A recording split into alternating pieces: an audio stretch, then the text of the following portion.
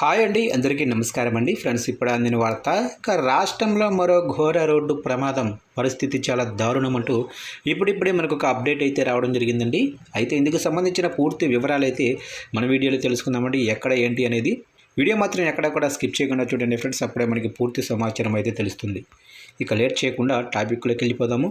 ఇక యాదాద్రి భువనగిరి జిల్లా చౌటప్పల్ మండలం కైతాపురం వద్ద హైదరాబాదు టు విజయవాడ జాతీయ రహదారిపై ఈరోజు తెల్లవారుజామున భారీ రోడ్డు ప్రమాదం చోటు చేసుకుంది. ఈ ప్రమాదం కారణంగా భారీగా ట్రాఫిక్ స్తంభించి కైతాపురం వద్ద జాతీయ రహదారిపై ముందు వెళ్తున్న కంటైనర్ను ఆయిల్ ట్యాంకరు వెనక నుంచి బలంగా ఢీకొట్టింది. ఈ ప్రమాదంలో ఆయిల్ ట్యాంకర్ ముందు క్యాబిన్ పూర్తిగా నుజ్జునుజ్జయింది. ఈ ఘటనలో ట్యాంకర్ డ్రైవరు క్యాబిన్లోనే ఇరుక్కుపోయి తీవ్రంగా గాయపడ్డాడు.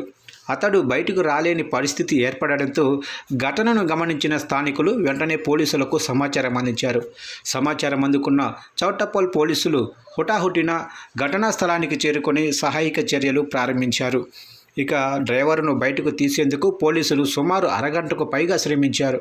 గ్యాస్ కట్టర్లు, ఇతర పరికరాల సహాయంతో క్యాబిన్ విభాగాలను కట్ చేసి చివరకు డ్రైవర్ను క్షేమంగా బయటకు తీయగలిగారు.